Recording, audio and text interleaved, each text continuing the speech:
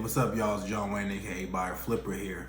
Okay, so today I have something very special for y'all. Something that y'all have been asking for, and it's the purchase and sale agreement. I have the wholesale contract right now for you guys. I'm going to go through everything line by line to help you get a better understanding about what this contract is, and I'm going to give you guys the link in order to find the contract through my Norby account. Okay, and I believe that it's going to help you guys a lot. I mean, I've been getting a lot of comments asking about the contract. I mean, I've had comments on under my Facebook reels, my Instagram reels, and even TikTok. So decided, you know what, let me go ahead and give the people what they want, and I want to make a YouTube video about how it actually works, and also just give it away. Okay, so here is the purchase and sale agreement. You will notice that it's 2 pages long. Don't be intimidated. Please don't be intimidated. It's very simple. Once you start going through it, you will start to get a better understanding about how it really works and why certain wording is the way that it is. Okay, so before I go through this contract, I want to explain to you why it's important for the title company to actually even have something like this, right? So the title company uses this contract basically as permission to run the property through a title search. And what a title search is, it's the title company making sure that there is nothing on the property that could stop the seller from selling the property. Make sure that the seller is the actual seller or the homeowner, and make sure that there are no liens or any encumbrances, and just stuff like that. That there are no clouds in the title, because if the title's clouded, you are not buying that property. You're not wholesaling that property. The seller needs to make sure that all judgments are paid, and make sure that they are basically just able to sell the house. And that's just how it goes. Okay. So this agreement is made on the date of, I mean, that's pretty self-explanatory. So what's today? October 24th, 2022. You just put that there. Between seller or sellers, let's put their name there. Mr. and Mrs. Smith, or Mr. and Mrs. Smith LLC. If they have an LLC, then you know you're buying from their LLC then, okay? And buyers, that's you. I don't know if you have an LLC. If you don't, it doesn't matter. So put your name or your LLC if you have one. A lot of people ask, should I get an LLC? Really, that's up to you.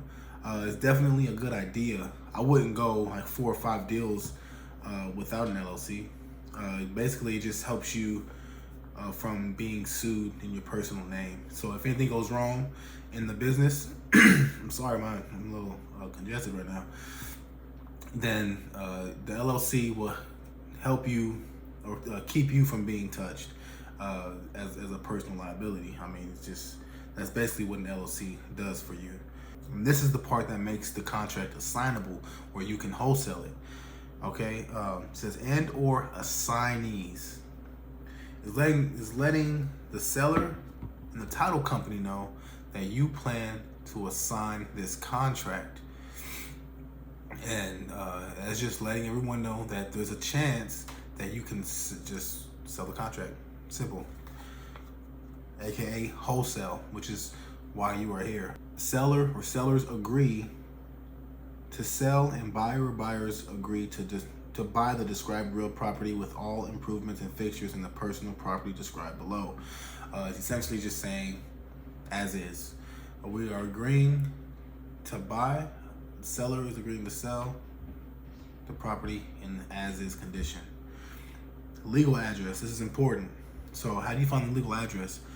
Just go to your county appraisal district, and just type in the actual address, the 1234 main address that's actually listed on the property outside of the house. Type that in, and then you will find what's known as the legal address.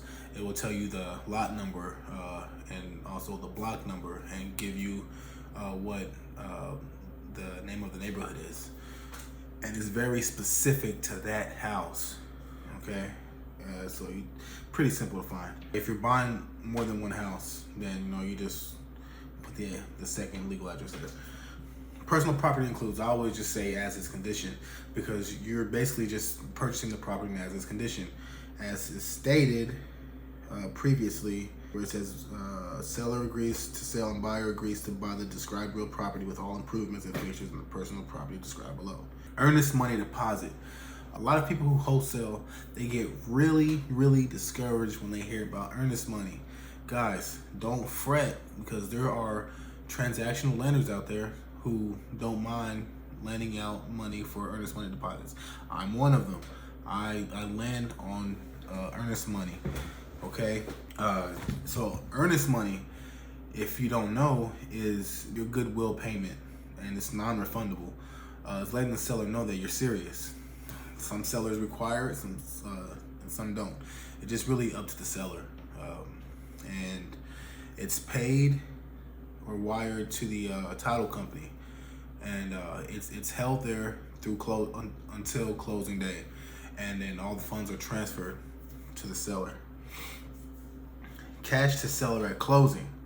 That line is just letting everyone know how much you're buying the property for from the seller.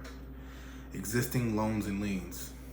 The seller will let you know if there are loans or liens on the property, and how much is actually going to be paid towards that. So a lot of the times, if it's within the maximum allowable offer, a buyer will allow you to say that, hey, our buyers will pay the liens. But if it's too much, then the seller's going to be responsible for that. So you got to remember that. Taxes owed, same thing. Some buyers will pay for it depending if it's a deal for them or not. New loans to seller at closing. You guys don't really ever have to worry about that. Is there going to be a new mortgage to the seller on the property? But there's not. If you're paying for this property with cash, then you're not going to worry about any kind of financing from the seller. And purchase price. That's just once again, the buying price, right? How much are you paying for the property? Line 1 says earnest money is not refundable. Of course, there's verbiage that you can add in different states. This is not for all states. And I guess I should have prefaced this video by saying, hey, I am not a lawyer.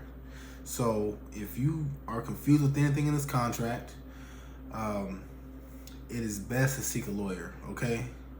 I'm in the state of Texas. This has never given me an issue here in the state of Texas, okay? Okay, so as I was saying, there is verbiage that you can state in the contract that gives you the power to get your earnest money back depending on what happens, right? If the seller says, hey, I'm not gonna sell this house anymore, or if the seller does something to mess up you buying or wholesaling the property, you can get your earnest money back. But you have to have that within the contract.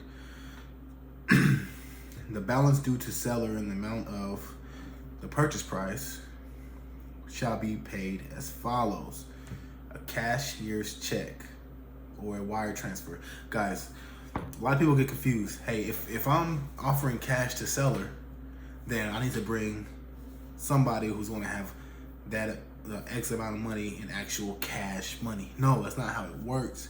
Guys, these title companies are not going to accept cash money. Everything has to be run through a system, and it's all for tax purposes. I mean, the IRS has to see what's going on, right? And it's all for legal reasons. So it's either a cashier's check or a wire transfer. That's how the seller gets paid, because they need to be taxed. Prorations, impounds, and security deposits. So number 3, loan interest, property taxes, insurance, and rents shall be prorated as of the date of closing. All security deposits shall be transferred to buyers at closing. All impound accounts for taxes and insurance are included in the purchase price and shall be transferred to buyer at closing. Any shortage in these accounts shall be charged to seller at closing. It's basically saying everything that the seller was once responsible for, the buyer is now responsible for. And everything that is visible to the buyer, he's going to pay for. If there's anything extra that the buyer may not know about, then the seller's going to have to be responsible for that, okay? Closing date and transfer of title.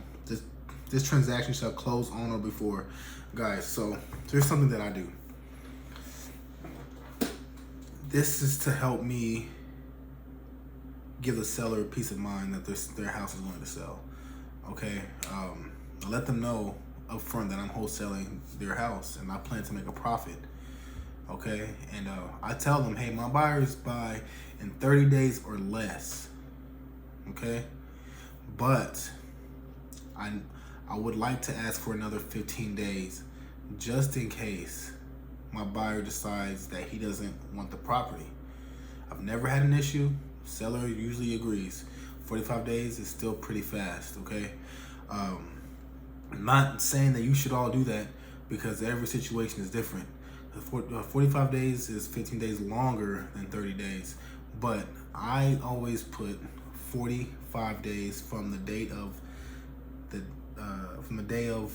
when we signed the contract. Okay, so today is October 24th. So I say, for me, is how it works for me and the sellers that I've dealt with in the past.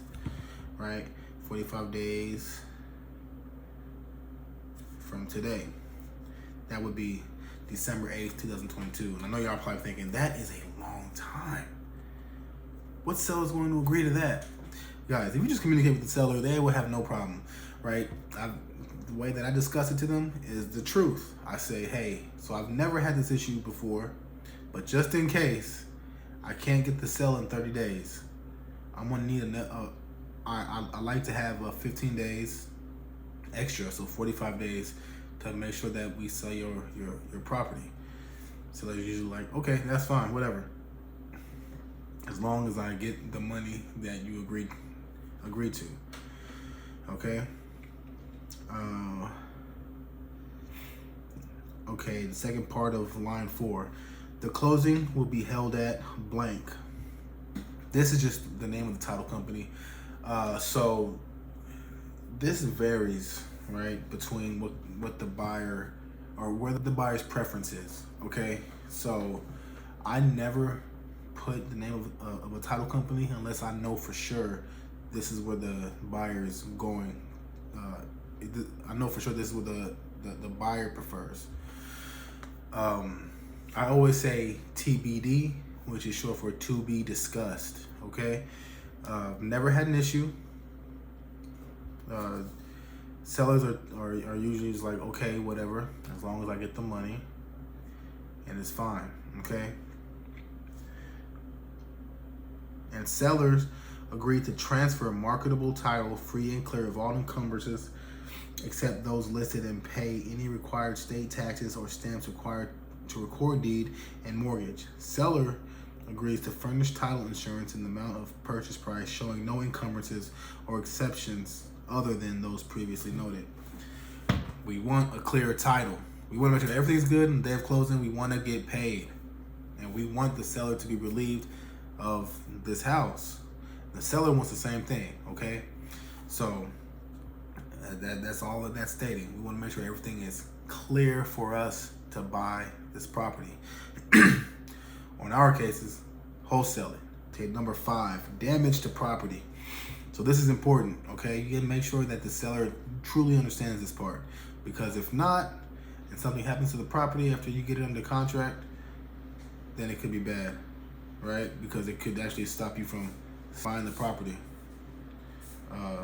Seller shall maintain property in its current condition and keep it insured against all loss until closing. In the event of destruction covered by insurance, buyer may elect to close and collect the insurance proceeds. So just make sure that the property is in its current condition as you've seen it whenever you got it under contract. because I mean anything can happen in 30 days, right? The squatter can go in there and just tear it up, and then you're no longer interested in purchasing the property, and the seller needs to know that if something like that happens, then hey, this contract is void, and you don't want any part of it. Okay, that keeps them diligent and seeking, just making sure that nothing else is going on at their property. Defaults. If buyer defaults under this contract, any and all monies deposited by buyer shall be retained by seller as full liquidated damages. If seller defaults, buyer may pursue all remedies allowed by law. And the reason why it's worded the way it is because different states allow different things. In some states, I mean, if you put money down, well, no matter what happens, you're stuck like Chuck, man. But in some states, other states, you can actually pursue damages. And like, hey, so I put money down, and the seller, I mean, he kind of messed up the deal. So I want the money that I put back down. I want it back in my hands, man. Successors and assignees, line 7. The terms of this contract shall bind all successors, heirs, administrators, trustees, executors, and assignees of the respective parties. It's very self-explanatory. Line 8. Access, advertising, repairs made by buyers. Seller agrees that buyers may advertise property and have access during reasonable hours to show property to others. Guys, this is important. If the property is vacant and in need of repairs, buyers at their expense may make repairs and improvements, and any improvements made shall become the property of sellers should buyers default. Upon signing this contract, the seller is going to have to understand, I'm wholesaling this property. But there's also, I mean, even if you are the buyer, since this contract is assignable, there's a good chance that you could assign it as well, right? But I'm assigning this property, so I need to be able to market. No question. If I plan on wholesaling and I can't market it, there's no point of me having this house under contract. Seller needs to understand that, okay? Oh yeah, and the second part is pretty important too. Buyers at their expense may make repairs and improvements. This is why, obviously, a lot of most, if not all, buyers are not going to just start making repairs on the property before closing date. It would not make any sense. If they do, according to this contract, the seller gets to keep all improvements if something goes wrong before closing day. The liability shall be limited to the property or properties and shall not extend beyond. This contract is just for the house or the property that's listed above, okay? This contract constitutes the entire agreement between buyers and the sellers regarding the property and supersedes all prior discussions, negotiations, and agreements, whether oral or written. It's a legally binding contract. Inspection period. You guys, 2-week inspection period is pretty standard. 10 days is about the average. I like to extend mine to about 2 weeks, just to give a little more time for the buyers to come in and kind of check things out. And if they don't like it, get another buyer in there. And then if no one's interested and things just seem to be getting worse on the property, then within that 2-week period, I can cancel the contract. And the seller, upon signing this, has a full understanding. So let me read this. Line 11. Inspection. A buyer shall have 14 days from effective date, which to have such inspections of the property performed as buyer shall desire. Utility service shall be made available by the seller during the inspection period. Buyer shall be responsible for prompt payment such inspections and repair of damage to and restoration of the property resulting from such inspections. And C, if buyer determines in buyer's sole discretion that the condition of the property is not acceptable to buyer may cancel this contract by delivering written notice of such election to seller prior to expiration of the inspection period. If buyer timely cancels this contract, the deposit shall be immediately returned to buyer. Thereupon, buyer and seller shall be released of all further obligations of this contract. So if you made a down payment and during this 2 week period, maybe the plumbing was just totally destroyed, something that you couldn't actually see whenever you first walk the property, right? You come in a few days later to sign the contract, you just see how everything's just totally trashed, and the seller's not renegotiating with you. He says, no, I want the same cash price that you offered me from the beginning. I'm not going any lower. Things aren't looking good for the seller. Honestly, you just need to tell him, hey, so I'm within my inspection period. So you know what? We're gonna just break the contract. I'm getting my money back, and you can go to the next wholesaler or find your own buyer. That's it. Okay. This is intended to be a legally binding contract. If you do not understand the legal effects of any area of this contract, please seek legal advice before signing. So whoever signed this contract, it is going to be automatically assumed that you had an understanding of the contract. Okay. It's kind of saying right there, hey, if you don't understand something, bring it to a lawyer and to get some kind of understanding before you sign. So if you sign this thing, it's kind of assume that you have an understanding. Okay, and this seller signature. If there's two sellers, well, more than one seller, you can just easily put both names there. Sign it, date it. Buyer signature. That's you. Sign it, date it, and that's it, guys. This contract is super simple. I'm excited for you guys to actually get out there and use this contract. So next week, I'm going to show you guys the assignment of contract, which is the contract that you use to sell this contract to an end buyer. Okay, and you guys are going to flourish with this.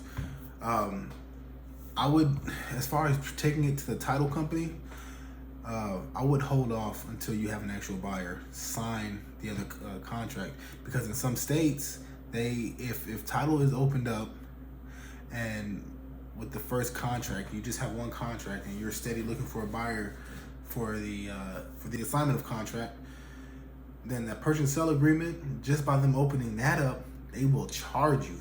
You would have to pay for it. So I would definitely wait to bring it to a title company until you have that other contract signed, okay? And that other contract, the assignment of contract, we are going to get into that next week. I'm going to give it to you guys as well, of course. So there are two different contracts that are important for you: the purchase and sell agreement and the assignment of contract. Purchase and sell agreement is for sellers. The assignment of contract is for buyers, okay? Hey, so look, I want to remind you guys to like this video. If you've gotten this far, obviously you like the video.